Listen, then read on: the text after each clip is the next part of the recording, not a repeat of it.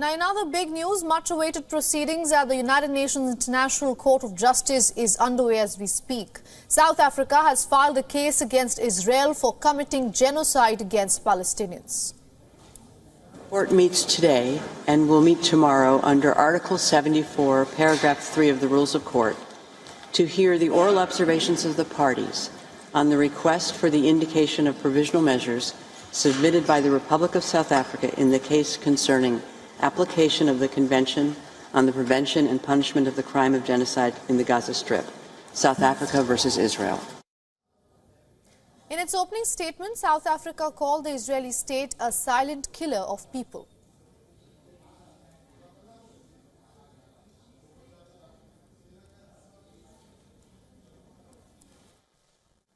The application places Israel's genocidal acts and omissions within the broader context of Israel's 75-year apartheid, 56-year occupation, and 16-year siege imposed on the Gaza Strip, a siege which itself has been described by the director of UNRWA Affairs in Gaza as a silent killer of people.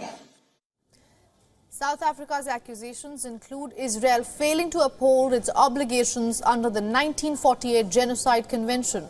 South Africa has cited Israel's failure to provide essential food, water, medicine, fuel, shelter and other humanitarian assistance to the Gaza Strip.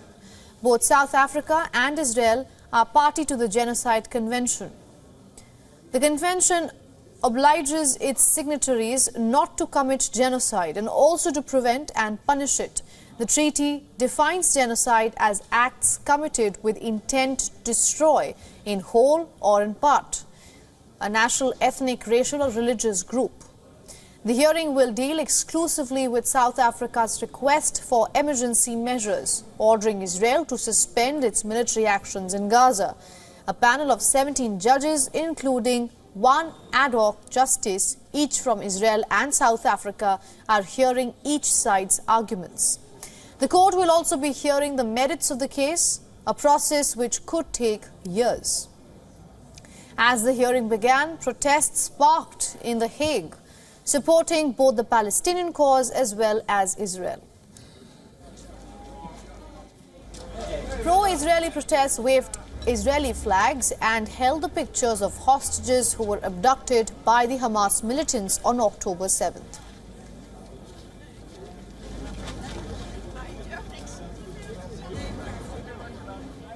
On the other hand, supporters of Palestine came out in large numbers before the premises of the ICJ and waved flags of Palestine. Please, head this way.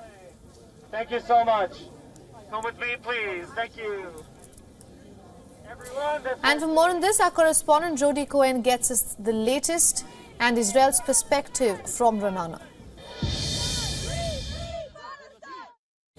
Right, so if you look at the definition of international law, it says that genocide means the deliberate killing of a large group of people with the aim of destroying that group. Now, the Organization of Islamic Cooperation, which is a 57-member bloc, they voiced their support for this case against Israel, claiming that it has committed genocide against the Gazans. Now, Israel's allies are suggesting that the claims of genocide are without any basis in fact, and US Secretary of State Antony Blinken has said that it's particularly galling as Hamas, Hezbollah, the Houthis and Iran openly call for the annihilation of Israel and Jews around the world. Now, he said that Israel has a right to prevent a repeat of the 7th of October massacre, which Hamas has said it wants to commit again and again. British Foreign Secretary Cameron agrees with him and said he doesn't agree with the South African case and suggested that it's wrong to, in his words, bandy around words like genocide.